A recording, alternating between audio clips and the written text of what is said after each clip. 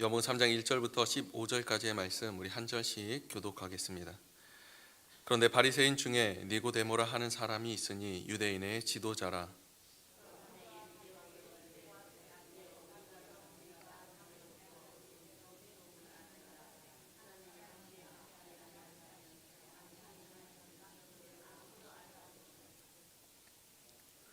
예수께서 대답하여 이르시되 진실로 진실로 내게 이르노니 사람이 거듭나지 아니하면 하나님의 나라를 볼 수 없느니라.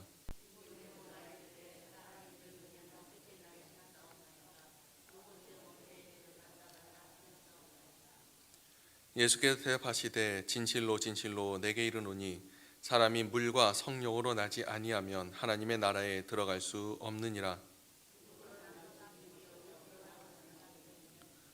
내가 내게 거듭나야 하겠다 하는 말을 놀랍게 여기지 말라.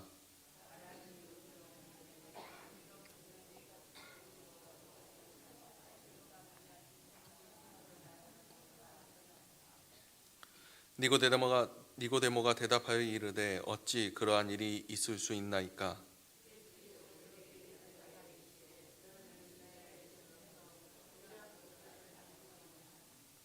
진실로 진실로 내게 이르노니 우리는 아는 것을 말하고 본 것을 증언하노라. 그러나 너희가 우리의 증언을 받지 아니하는도다.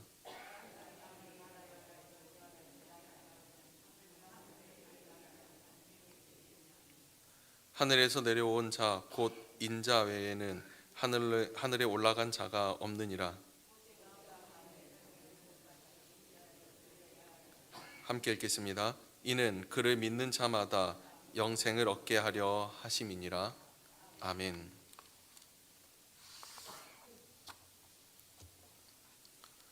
제가 어린 시절 저는 매우 큰 집에 살고 있었습니다. 근데 매우 큰 집이라 해서 제 집이 아니었고요. 여러분 과거에 대감님 집 아십니까? 이렇게 대문이 있고요. 담벼락이 있습니다. 그리고 그 문을 열고 들어가면 기와집, 으리으리한 기와집이 있어요. 그런데 그 대감님 집에 보면 꼭 하나 존재하는 방이 하나가 있는데 제 기억으로는 문을 열고 대문을 열고 딱 들어가면 마당이 쫙 펼쳐지고 돌계단이 한 요 정도 되는 돌계단이 앞에 있습니다. 그리고 거기 위에 마루가 있고 그 아래는 고양이가 낮잠을 자고 있고요. 그리고 거기에 이제 할아버지 한 분이 앉아 계십니다. 그리고 그 대문을 열고 오른편을 돌아보면 작은 방 하나가 있습니다. 제 기억으로는 그게 머슴방이거든요. 그 머슴방을 이 머슴들이 없어질 때 그 방을 개조해서 가스도 들어오고 그렇게 수도도 들어오게 하면서 세를 주게 됩니다. 제가 어렸을 때 한 3살부터 5살, 6살 언저리까지 거기에서 살았던 것을 기억을 합니다. 근데 그곳에 살았고 화장실도 따로 없으니 이제 푸세식 화장실이잖아요. 밤에 이제 갈 때면 좀 무서워서 벌벌 떨며 어머니 손을 붙잡고 갔던 기억도 있습니다.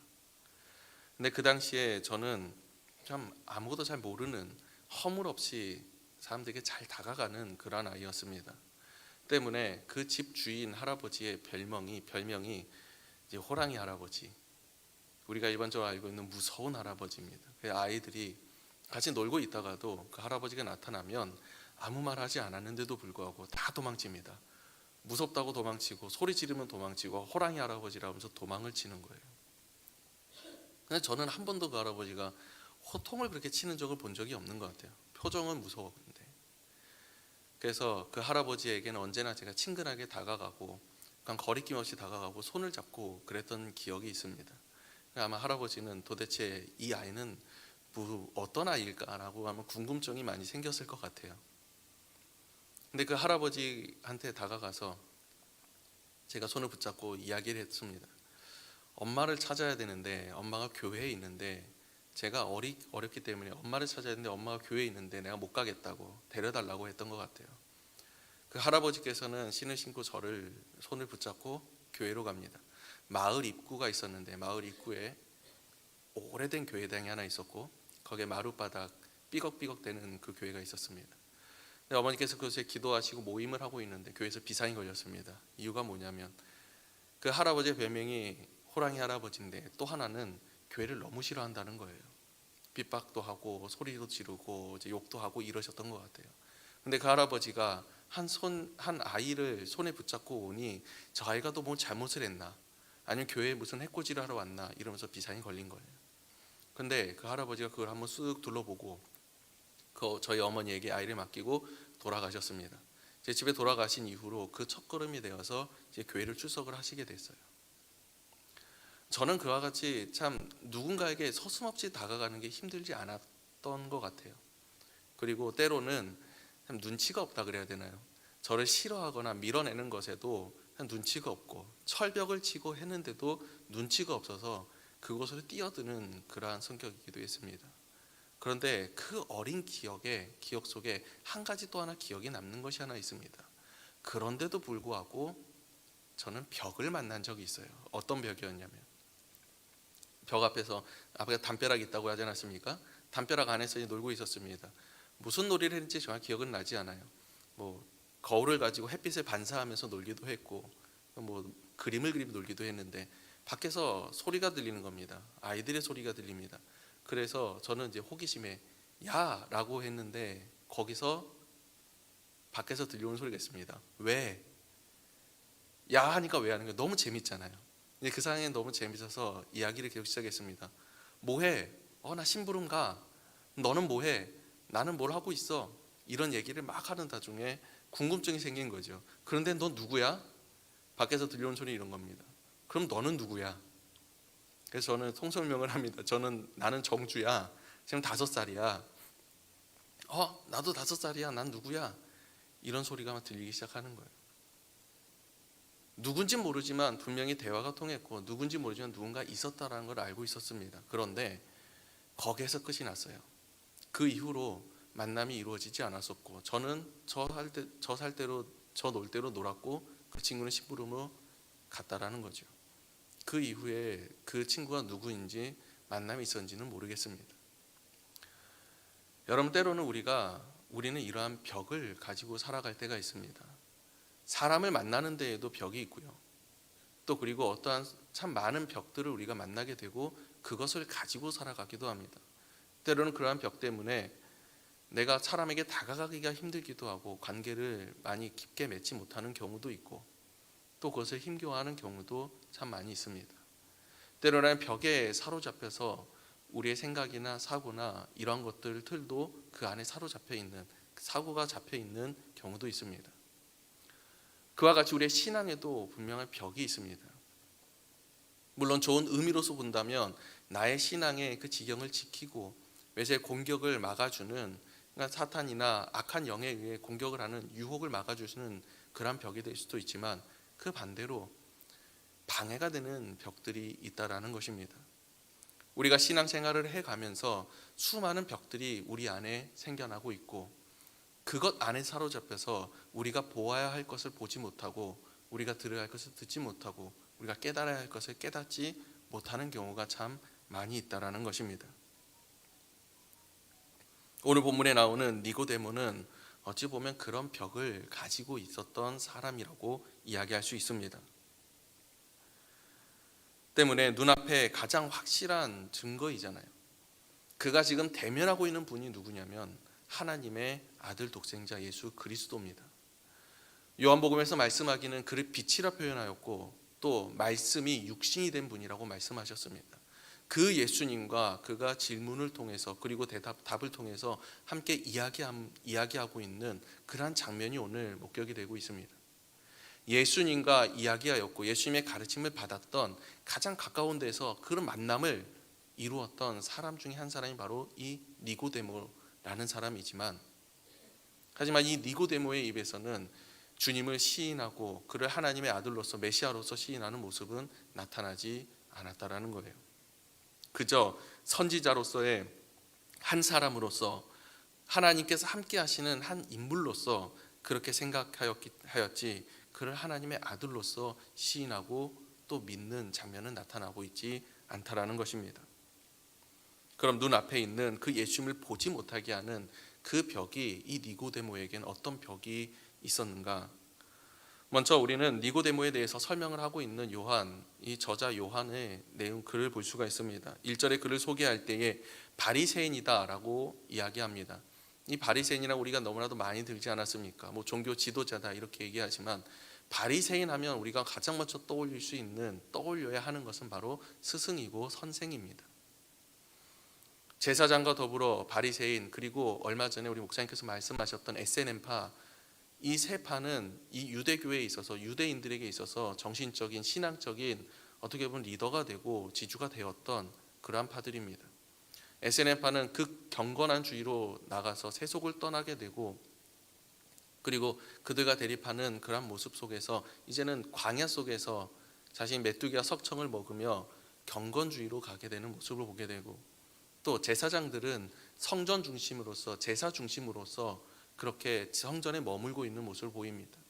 바리새인들은 그 민중들 가운데에서 말씀을 책임지고 말씀을 가르치는 자들로서 일과가 끝나고 저녁 시간대에 사람들이 모여 함께 담론하며 또 그리고 말씀을 가르치는 그러한 일을 담당했던 자들이 바로 이 바리새인들입니다. 그렇게 그들에게 있어서 바리새인은 스승이었고 랍비와 같은 사람들이었습니다. 그러한 바리새인이라고 이렇게 소개를 합니다. 또 니고데모를 이야기할 때 지도자라고 이야기합니다. 우리가 잘 알고 있는 산헤드림 공의회, 우리 쉽게 얘기한다면 국회 같은 것이죠.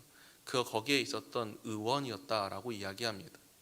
바리새인 모두가 지도자인 것은 아닙니다. 그 중에서 유력하고 또 그 중에서 영향력 있는 사람들, 그 사람들이 그곳에 속하게 되고 대소사를 결정하는, 그러한 중대사를 결정하는 일을 역할을 하는, 그러니까 사람들 앞에서 매우 영향력 있는 사람이었다라는 것을 오늘 본문을 통해서 우리는 알 수가 있습니다. 바리새인이면서 많은 사람들에게 존경을 받는 그런 사람이면서 또한 많은 영향력을 끼칠 수 있는 사람이 바로 이 니고데모였다라는 거예요. 그렇기 때문에 그에게서 가장 먼저 나타나는 벽은 무엇이냐면 직분이라는 벽이었습니다. 지난 말씀에 보면 예수님께서 성전을 정화하시고 예루살렘에 계시면서 수많은 사람들에게 이제 그 표적을 행하시고 보여주십니다. 그러나 그 표적을 보고도 수많은 사람들은 예수라는 이름은 믿었지만 예수가 하나님의 아들이시며 그리스도라는 사실을 믿지 않았다라는 거예요. 그렇기 때문에 그들 가운데 거하지 아니하시고 그들에게 몸을 맡기지 않으셨습니다. 아마 그러한 표적을 행하시는 중에 이 니고데모도 그것을 본 것으로 보입니다. 이렇게 많은 사람들의 눈을 받게 되고 그리고 많은 관심을 받게 되고 그러면서 그 지지가 올라갈 때에 유대인들의 지도자들은 그것을 좋지 못한 시선으로 바라보았을 거예요. 더욱이 제사장들이 있는 그 가운데에서도 성전을 뒤엎고 그러한 모습은 분명히 그들의 반감을 사기에는 충분했을 것입니다. 그러한 가운데에서 바리새인들 중에서도 그 모습을 보며 그 표적을 보며 한 번도 본 적이 없는, 과거에 듣기만 했었던 선지자들을 통해서 행해졌던 그 이적과 표적을 그 눈앞에 보았을 때 그들이 깨닫는 자가 그래도 몇 명은 있었다라는 거예요. 그렇게 니고데모가 이야기합니다. 우리가 라고 이야기하는 거예요. 그 몇몇 사람들 중에서 그 대표로서 니고데모가 찾아오게 됩니다. 그런데 그가 찾아온 시간대가 언제인지 여러분 보십시오. 밤 시간대에 찾아오게 됩니다. 늦은 밤 다 어두워지고 모든 사람이 잠들게 되었을 그 시간대에 그가 찾아오게 되는 것을 볼 수가 있습니다. 우리가 요한복음을 보면 이렇게 대조적으로 보이는 그러한 부분들이 보입니다. 밤은 어떻게 보면 어둠을 상징하게 되고 낮은 빛을 상징하게 됩니다. 이 밤 시간대에 찾아온 니고데모, 그리고 그 앞에 계신 분은 성경 말씀에 빛이라고 말씀하신 그 빛 대신 예수 그리스도입니다. 빛을 그 대면하고 있는 그 밤 시간대에 찾아온 니고데모, 그리고 오늘 말씀 이후에 나오는 만남, 두 번째 만남이 있는데 그 만남은 사마리아 여인입니다. 사마리아 여인을 만나는 시간대는 오후 시간대, 낮 시간대예요. 그러니까 서로 대조되는 그 밤 시간대에 찾아온 니고데모와 낮 시간대에 만남이 이루어지는 사마리아 여인, 그리고 그 결말 또한 분명하게 차이가 나지 않습니까? 어떻게 보면 이 요한의 글에서는, 이 저자 요한은 이미 결론부터 이 밤 시간대에 찾아온 니고데모, 그가 지금 영적인 상태가 어떠한지, 그리고 그 지도자라고 하는 그 사람, 더욱이 하나님께서 함께 하시는 사람이라는 것을 깨닫고 알았던 사람이 그 밤 시간대에 속해 있다라는 것을 보여주면서 지금 유대인들의 지도자들뿐 아니라 유대인들의 영적인 상태가 어떠한지를 밝히 보여주고 있고, 그리고 그 결말까지도 함께 보여주고 있는 것이라고 볼 수가 있습니다. 전에도 1장에서 우리가 살폈던 적이 있습니다. 1장 5절에 이런 말씀이 기록됩니다. 빛이 어둠을 비치되 어둠이 깨닫지 못하더라. 어떻게 보면 오늘 나오는 이야기에서 보면 빛이신 예수 그리스도께서 계속 말씀을 하시지만 그럼에도 깨닫지 못하는 이 니고데모의 모습을 보게 됩니다. 그가 여전히 그 어둠 가운데 속해 있다라는 것을 우리는 알 수가 있는 대목이기도 합니다. 그럼 왜 그가 밤 시간대 왔냐라는 거예요. 우리가 익히 알고 있지 않습니까? 들었지 않았습니까? 그가 높은 지위에 있기 때문에, 그런 직분에 있기 때문에 어쩌면 필연적으로 수많은 사람들의 눈을 의식할 수밖에 없었다라는 거예요. 나사렛 출신 목수의 아들이신 예수 그리스도, 분명히 아직 수많은 지지자들은 없지만 계속해 수많은 사람들 앞에 그렇게 표적을 행하셨고 말씀을 가르치셨고, 그리고 그의 인기가 날로 높아지는 것을 볼 때 그 종교 지도자들과 제사장들과 바리새인들은 분명히 좋지 못한 시선으로 보고 있었을 것입니다. 그 가운데에서 자신이 예수를 찾아온다라는 것은 매우 큰 부담이었을 것이고 사람들의 눈을 의식할 수밖에 없었을 것입니다. 또한 자신이 자네들인 공의의 의원이라는 것도 분명 한몫했을 것입니다. 그가 보는 것은 무엇이냐면 분명히 눈앞에 계신 예수 그리스도가 있음에도 불구하고 그가 의식하고 신경 쓰게 되는 것은 결국 사람의 시선이라는 거예요. 그것이 자신의 직분 때문이라는 거죠. 우리도 이러한 비슷한 경험을 할 때 있습니다. 직분 때문에, 체면 때문에 예배를 드리는 경우 있어요. 헌금을 하는 경우도 있습니다. 그리고 그것 때문에 봉사하는 경우도 있습니다. 반대로 직분 때문에 헌신하지만 반대로 직분 때문에 우리가 그 봉사를 거절하는 경우도 때로는 종종 있습니다. 과거에 제가 사역했던 교회에서 이러한 일이 있었습니다. 안수 집사님이 이제 장로, 장님 받기를 선출되는 그 과정 가운데 있었어요. 근데 그 반년 동안 정말 열심히 봉사하시는 거예요. 화장실 청소를 토요일마다 나와 화장실 청소를 하십니다. 교회 전체를 다 청소를 하세요. 그리고 새벽마다 차량 운행을 도시고, 새벽에 시작할 때 차량 운행 도시고 끝나고 이제 모셔다 드리는 것까지 다 그렇게 하시는 거예요. 모든 사람들이 이구동성이 이야기합니다. 저런 분이 정말 장로님이 돼야지. 근데 아니나 다를까 장로님이 되시고 나서 한 달 만에, 딱 한 달 됐을 때 이런 말씀을 하셨습니다. 이제 내가 장로도 됐는데 언제까지 차량 운행을 해야 합니까? 라고 얘기를 하는 거예요. 근데 그게 이제 우리 다 모여 있는 그 자리에서 얘기를 하십니다. 이제 젊은 사람들 시키고 이렇게 해달라고 하는 거죠. 할 사람이 없어요. 그럼 누가 했겠습니까? 저와 함께 동역자가 함께 이걸 맡게 되는 겁니다. 화장실 청소요? 이제는 그것도 점차 이제 미루기 시작하고 이제 안 하기 시작하는 거예요. 근데 그 이유가 자신이 직분자이기 때문이라는 거예요. 그것에 어울리지 않는 일이라고 얘기하는 거예요. 물론 그 반대되는 경우도 있습니다. 제가 직접 본 건 아니지만 들은 바로는 장로님 되시면 하나 주어지는 것이 있다고 합니다. 그게 뭐냐면 밀대걸레, 대걸레가 하나 주어진다고 얘기해요. 전용 대걸레입니다. 주일이 되면 입구에서 그 대걸레를 들고 서 있다가 성도님 들어오시면 혹시라도 발자국이 나면 그걸 닦는다는 거예요. 화장실 앞에 서 있어요. 화장실 앞에 서 있어서 혹시라도 물기가 남아있으면 그걸 닦으러 들어가신다는 거예요. 그러한 교회들도 분명히 있어요. 그런데 많은 부분 그렇지 않는 경우가 참 많이 있는 것 같습니다. 교회 봉사와 예배가 직분 때문에, 체면 때문에 우리가 결정되는 것이 아니지 않습니까?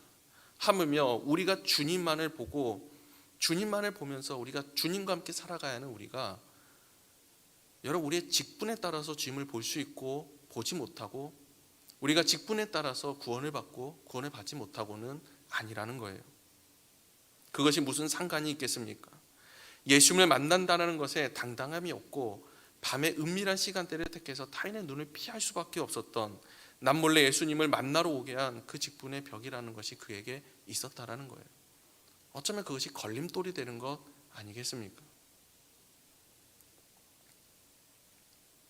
그래도 예수님을 찾아온 그가 한 질문을 합니다. 오늘 본문에서는 질문의 내용은 나오지 않습니다. 그러나 예수님의 대답을 통해서 그가 어떻게 하면 영생을 얻겠습니까? 어떻게 하면 하나님의 나라를 볼 수 있겠습니까? 라는 질문을 했을 것으로 우리는 추정할 수가 있습니다. 그때 예수님께서 이야기하십니다. 진실로 진실로 내게 이르노니 사람이 거듭나지 아니하면 하나님의 나라를 볼 수 없느니라. 진실로 진실로 두 번에 거듭해서 강조하시면서 예수님께서는 니고데모의 대답에 계속해서 진실로 진실로 거듭거듭 강조하시면서 이야기하시고 말씀하고 계십니다. 그 첫째가 무엇이었냐면 거듭남이었습니다. 다시 난다, 다시 태어난다는 의미를 가지고 있는 이 거듭남이라는 단어를 그가 들었을 때, 니고데모가 들었을 때 순간적으로 또다시 반응하게 됩니다. 예수님께 다시 묻습니다. 어떻게 다시 날 수가 있습니까? 어찌 그렇게 할 수 있습니까? 라고 이야기하는 거예요. 어머니 뱃속에 다시 들어가야 합니까? 늙었는데 어떻게 우리가 다시 날 수가 있습니까? 이 말에 대해서 혹자는 이렇게 얘기합니다. 예수님을 향한 비아냥이고 비판이고 코웃음을 치는 것이다 라고 이야기하기도 합니다. 또 어떤 자는 이러한 이 이야기를 듣고 그가 영적인 무지함 가운데 있기에 정말 실상으로 그가 그런 의도가 아니라 순수한 의도로 예수님께 묻고 대답하는 것이다 라고 이야기합니다. 그 어떠한 경우이든지 간에 중요한 것은 이 니고데모는 그 예수님의 거듭남이라는 이야기를 들었을 때, 다시 태어난다라는 그 의미를 들었을 때에 그와 동시에 이 거듭남이라는 것은 불가능한 것이다 라고 판단을 내리고 그것은 할 수 없는 것이다 라고 생각하게 되었다라는 것입니다. 그가 가지고 있었던 두 번째 벽, 그것은 무엇이었냐면 고정관념의 벽이었습니다. 우리는 알지 못하게, 알게 모르게 참 고정관념에 사로잡혀 살아갑니다. 우리의 육신이 이 땅에 거하고 있기 때문에 많은 부분 이 땅에 속해져 있는 고정관념에 사로잡혀서 세상의 그 지식과 그 관념에 사로잡혀 살아갈 때가 참 많이 있다라는 것입니다. 혹시 여러분 생각해 보십시오. 예수님께서 보여주신 그 성경에 기록된 표적과 그 기적의 것들을 우리가 살아가면서 직접 맛보신 적이 있으십니까? 저는 지금까지 없는 것 같아요. 제가 가장 원했던 그런 기적들, 이적들, 뭐 병 고침의 은사 많이 듣기는 했지만 눈앞에 직접적으로 펼쳐져 본 적이 거의 없는 것 같아요. 죽은 자가 살아나는 것, 무리를 걷는 것, 오병이어의 기적. 여러분, 우리는 듣기는 들었지만, 말씀을 통해서 보았지만 우리 삶에서 직접적으로 체험하지 못한 것들이 더 많이 있다는 거예요. 그렇기 때문에 혹자들이 이렇게 얘기를 합니다. 이러한 이적과 표적이 일어나던 시대는 지나갔다라는 거예요. 이제는 그러한 것이 없다고 이야기합니다. 그렇게 말하고 직접적으로 그렇게 이야기하시는 분들도 참 많이 있어요. 그렇기 때문에 이제는 뭐 과학적인 것, 증명되는 것, 이제는 비과학적이고 비논리적인 것이 아니라, 그러한 영적인 형상이 아니라 이제는 설명이 되고, 이제는 그것이 논리가 입증이 되고 과학적으로 증명되는 것들만 이제는 받아들이고 우리가 살아가고 있는 경우가 참 많이 있다라는 것입니다. 그렇기에 때로는 이렇게 치부하기도 합니다. 그 당시에는 있었지만 이제는 없는 것들. 그리고 때로는 우리가 이렇게 고민할 때 있어요. 여러분, 엘리야처럼 살아야 합니다. 여러분, 바울처럼 살아야 합니다. 다윗처럼 살아야 합니다. 여러분, 예수 그리스도처럼 살아야 합니다. 하지만 그 음성을 들었을 때에 그쵸 라고 하지만 이 마음속에는 하지만 내가 그렇게 할 수 없다 라고 생각할 때가 많이 있어요. 성경에 나오는 위대한 인물들이기 때문에, 성경에 나오는 수많은 위대한 인물들이기 때문에, 그렇기 때문에 가능한 것 아닙니까? 말씀에서는 분명히 기록하고 있습니다. 엘리야도 성정이 우리와 같은 사람이라고 이야기합니다. 하지만 그 누구도 엘리야가 보여줬던 그 믿음의 기도, 그 이적을 일으켰던 기도, 그것을 바라면서 그 간절한 마음으로 기도하는 사람은 그렇게 많이 보지 못한 것 같아요. 오히려 우리가 기도할 때에 들어주실까? 라고 우리가 생각하기도 하고, 현실적으로 불가능한 일인데, 너무나도 불가능한 일인데 이미 내 스스로가 내가 사로잡혀 있는 고정관념에 불가능하다라고 생각되고 판단되고 그렇게 살아가고 있을 때가 많이 있다라는 것입니다. 그래서 말씀이 선포될 때에도 그 순간 은혜와 결단과 기쁨이 찾아옵니다. 하지만 그 안에서 한 가지 의구심이 들기 시작합니다. 내가 할 수 있을까? 여러분, 우리가 말씀을 받아서 내 삶에 접목을 시키는 그 순간에 내 안에서 오류가 일어난다라는 거예요. 이 고정관념이라는 필터를 지나갈 때에 그 안에서 오류가 일어난다라는 거예요.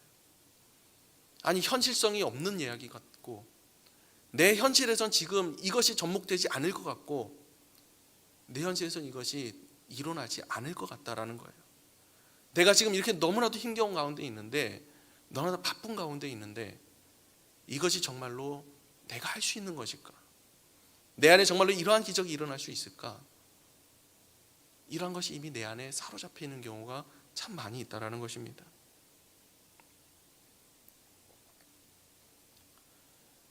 때로는 그것이 신앙생활에서 전통이라는 고정관념도 참 많이 한몫하기도 합니다. 예수님께서 이 땅에 오셔서 장로들의 전통과 그 관습을 깨버리시고 말씀으로 온전케 하시며 율법을 완전케 하셨지 않았습니까? 과거에 언젠가 제가 말씀드린 적이 있었습니다. 교회에 아무런 악기가 없을 때 꽤 오래된 과거지요. 풍금이 들어오면 교회가 망한다고 외쳤던 장로님이 있었다고 해요. 그래서 자신이 죽을 날이 얼마 남지 않았을 때 교회 입구를 좁혔다고 합니다. 벽돌로 갖다가 쌓아서 한 사람 겨우 들어갈 수 있게끔. 그 이유가 무엇이냐면 교회에 풍금이 들어가면 안 되기 때문에. 저 풍금은 세상적인 음악이고 그 음악이 교회에 들어가서는 안 된다고 이야기하는 거예요. 그것이 자신의 신앙이었고 신앙관이었고 그것이 자신이 사로잡혔던 고정관념이었던 것이죠. 그럼 지금 어떻습니까? 우리 챔버가 있는 것도 너무나도 좋고 우리 악기들이 있는 것, 그분이 지금 이 모습 보면 여기는 나이트클럽이에요. 교회가 아니라 하나의 음악 홀밖에 되지 않는다라는 거죠. 우리는 그러한 전통이나 그러한 고정관념에 사로잡히는 경우가 참 많이 있습니다.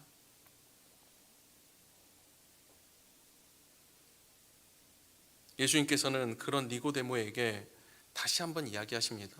물과 성령으로 다시 태어나야 한다.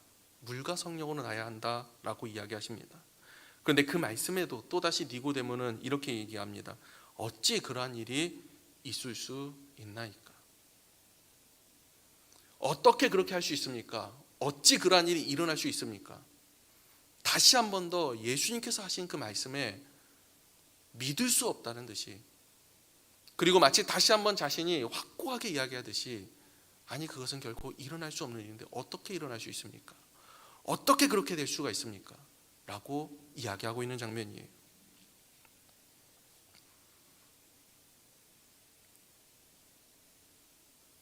과거 학자들이 이야기하기는 이 장면을 보면서 이렇게 이야기했습니다. 이는 니고데모가 보여주는 전적 무능력함이다.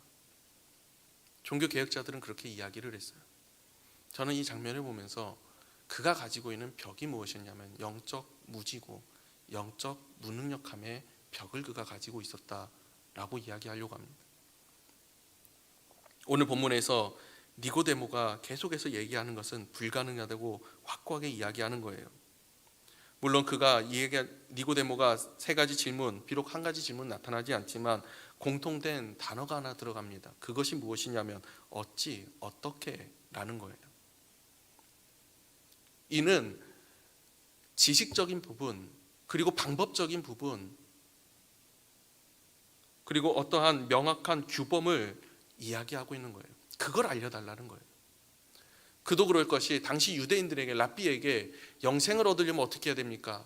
하나님 보려면 어떻게 해야 됩니까? 라는 질문을 하게 될 때 들려오는 답변들은 언제나 명확했다라는 거예요. 그 명확한 답은 이러한 것이었습니다.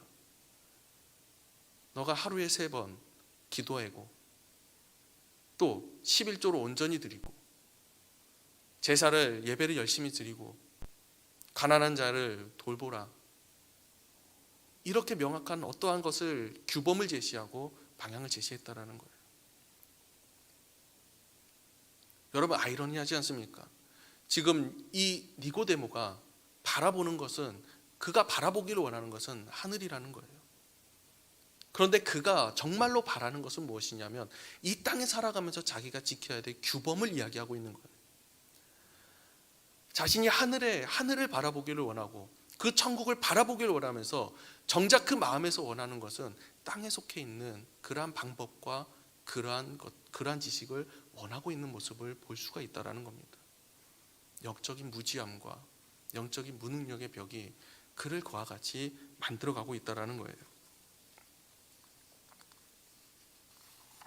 그의 직분, 그의 고정관념, 영적 무지함, 이러한 땅에 속한 벽이 결국에는 눈앞에 계신 예수 그리스도를 그를 보지 못하게 만들었다는 것입니다.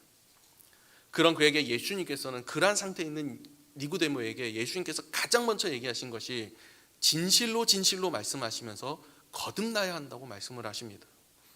거듭나야 하나님의 나라를 볼 수 있다는 것은 결국 거듭난 자가 하나님의 나라에 들어갈 자격이 있다는 것이고 영생을 얻는다라고 이야기하는 거예요. 니고데모가 보고 온 것은 표적이었습니다. 그러나 그에게 말씀하시는 겁니다. 너가 지금 표적을 보고 오는 것이 아니고 표적을 통해서 들어가는 것도 아니고 너의 지금 위치와 지위와 직분을 통해서 들어가는 것도 아니고 어떠한 룰과 사회 규범과 규칙을 통해서 들어가는 것이 아니고 바라보는 것이 아니라 거듭나야 한다는 거예요. 마치 그의 삶의 격변이 일어난 듯이 너가 지금 바라보고 있는 그것이 아니라 그 안에 격변에 변화가 일어나야 바라볼 수 있다고 이야기하고 계시는 겁니다. 생각해 보십시오. 예수님께 찾아가신 자들이 어떠한 사람들이었습니까? 당시 통념적으로 생각하는 예수님, 하나님께 축복받은 사람, 은혜 받은 사람은 이러한 사람들이었습니다. 부자들, 그리고 종교적인 지도자들, 높은 위치에 있는 사람들, 그는 자신들과는 다른 더 큰 은혜를 받았기에 부유하여졌고 높은 지위를 얻었다라고 생각했어요. 그렇게 가장 먼저 하나님의 나라를 볼 자들도, 영생을 얻게 될 자들도 그와 같은 자들이라고 믿어 의심하지 않았습니다. 그러나 예수님께서 찾아가신 사람들은 소외되고 병들고 오히려 자신들이 부정하다, 불결하다 이야기하는 사람들이었어요. 지금으로 말하면 예배에 잘 참석하지도 못하는 사람들이에요. 자신의 부정함 때문에 예배 자리에 참석하지 못하는 사람들, 수많은 일들 때문에 그 제자의 자리에 나가지도 못하는 사람들, 그 사람들을 예수님께서는 가장 먼저 발견하시고 찾아가셨다는 거예요. 그 시대에 있었던 그 통념적인 모든 것들을 완전히 뒤바꿔 버리는 것이죠. 그러한 격변이, 그러한 변화가 이 니고데모에게 있어야 하기에 그렇게 예수님께서는 거듭나야 한다는 것을 강조하고 계시는 거예요. 그리고 그 거듭남이라는 것이 물과 성령으로 말미암은 것이라는 것을 이해하고 계십니다. 물이라는 것은 우리가 알고 있듯이 세례 혹은 죄 씻음을 이야기합니다. 오늘 여기에서 말씀드리는 이 물이라는 것은 죽음을 이야기하는 거예요. 여러분, 물로 세례를 준다는 것은 그저 지금처럼 물로 머리에 물을 끼얹는 것이 아니라 당시 물속에 완전히 잠기게 됩니다. 완전히 물속에 잠김으로 해서 우리가 살아가는데 필요한, 최소한으로 필요한 그 산소, 공기와의 차단이 되고 그 생명이란 것과 차단이 되는, 단절이 되는 그런 것을 경험하게 되는, 죽음을 경험하게 되는 일을 겪게 됩니다. 그리고 물 위로 올라왔을 때에 숨을 내쉬고 숨을 들이쉬면서 다시 살아나는 그 감격을 누리게 되는 거예요. 여러분, 이것은 매우 중요한 의미입니다. 즉 물과 성령이라는 것은 마치 물로 세례를 받을 때 그 몸이 그 자신의 죄로 인해서 죽을 수밖에 없는 육신, 그 생명이 그 안에서 죽고 성령으로 말미암아서 다시 이렇게 세워져서 그 생명이 그 안에 살아나는 것, 이게 거듭남이라는 거예요. 우리가 잘 알고 있는 말씀이 있지 않습니까? 예수님이 십자가에 못 박혀 죽으실 때에 무엇이 같이 못 박히신지 아십니까? 내가 못 박혔다라는 거예요. 그래서 이제는 내가 산 것이 아니고 내 안에 계신 그리스도께서 사신 것이다. 여러분, 거듭남이라는 것은 바로 이러한 겁니다. 땅에 속해 있던 내가 이제는 그것이 내 것이라 생각하며 살아갔고 그것이 전부라고 생각되며 살아갔던 그 내 자신이 이제는 땅에 속한 것이 아니라 하늘에 속해서 살아가는 것. 내 생명이 아니라 예수 그리스도의 생명으로 살아가는 것. 이것이 거듭남이라는 거예요. 그리고 이 모든 것들이 결국 예수 그리스도를 믿음으로 말미암아 이루어진다고 이야기합니다. 14절 말씀에 뱀을 든 것 같이 인자도 들려야 하리라. 이것이 곧 십자가의 구속사의 사건을 의미하고 있지 않습니까? 이 예수 그리스도를 믿는 자가 곧 영생을 얻게 됩니다. 영생을 얻는다라는 것, 곧 하나님의 나라를 본다는 것과 같은 의미예요. 다시 말해서 거듭남이라는 것은 믿음으로부터 시작한다는 겁니다. 믿는 자에게 일어나는 현상이 바로 거듭남이라는 거예요. 사랑하는 여러분, 예수님을 믿으십니까? 예수님께서 이 땅에 나를 위해서 오셨다는 것을 믿으십니까? 십자가에 달려 죽으시고 사흘 만에 부활하셨다는 것을, 그리고 승천하셨다는 것을 믿으십니까? 그리고 반드시 이 땅에 다시 오신다는 것을 믿으십니까? 그러면 그 믿음이 있고 그 믿음으로 살아가는 우리인데 무엇을 바라보아야 하겠냐는 겁니다. 여전히 우리 앞에 놓여 있는 벽 때문에 예수 그리스도를 보지 못하고 사람의 눈을 의식하고 있지는 않습니까? 때로는 나의 사로잡혀 있는 고정관념 때문에 하나님의 역사하심을 우리가 보지 못하고 그 앞에 있는 주님을 보지 못하고 어떠한 전통이나 어떠한 룰, 때로는 과학적인 것들, 세상에서 말하는 그러한 것에만 귀를 기울이고 그것을 듣고 계시진 않습니까? 때로는 영적인 무지함 가운데 있고 영적인 무능력 가운데 있어서 하나님께서 우리에게 영으로 말씀하시고 주님께서 우리에게 영으로 오심에도 불구하고 그것을 깨닫지 못하고 여전히 우리는 늘 불가능만을 외치고 있지는 않습니까? 직분이란 벽을 허물어 버리십시오. 우리가 목사이기 때문에, 장로이기 때문에, 권사이기 때문에, 집사이기 때문에, 직분자이기 때문에 우리가 구원받은 것 아닙니다. 그렇기 때문에 주님께서 우리를 만나 주신 것이 아닙니다. 주님을 우리가 만났을 때에 우리에게 맡겨주신 것이 바로 직분입니다. 어떤 자에게는 큰 은혜가 있었기 때문에 목사로, 어떤 자에게는 더 큰 은혜가 있었기 때문에 더 많은 삶에 많은 것을 누리고, 그런 것이 아니라는 거예요. 그 모든 벽이 허물어졌을 때 눈앞에 계신 예수 그리스도를 바라볼 때 우리는 그 발 앞에 무릎 꿇게 되고 주님을 보게 됩니다. 그리고 우리에게 부여받는 직분은 단 하나예요. 주의 종이에요.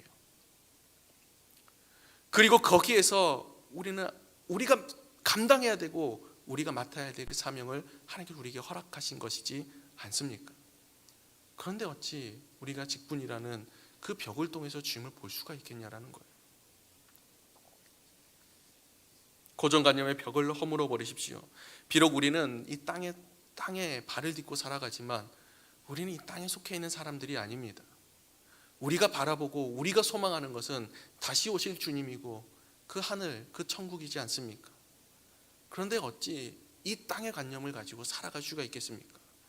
우리는 십자가에 달려가신 예수를 통하여 우리 자신도 죽었다라는 사실을 기억하시기 원합니다. 내 안에 살아계신 분이 예수 그리스도고, 그리고 그 생명으로 살아간다는 것은 이 땅의 어떠한 규칙과 이 땅의 어떠한 지식과 그러한 것에 사로잡혀 살아가는 것이 아니라 오직 예수 그리스도로 말미암아 살아간다는 것을 의미하는 것이고, 예수 그리스도가 기준이 된다는 것을 의미하는 것입니다. 그로 말미암아 영적 무지함 그리고 영적 무능력함의 그 벽을 무너뜨릴 수 있기 원합니다. 맞습니다. 지금 비록 병든 자가 살아나고 죽은 자가 살아나고 안진뱅이가 일어나는 기적들, 참 과거에는 많이 들었던 것 같은데 많이 일어나지 않는 것 같기는 해요.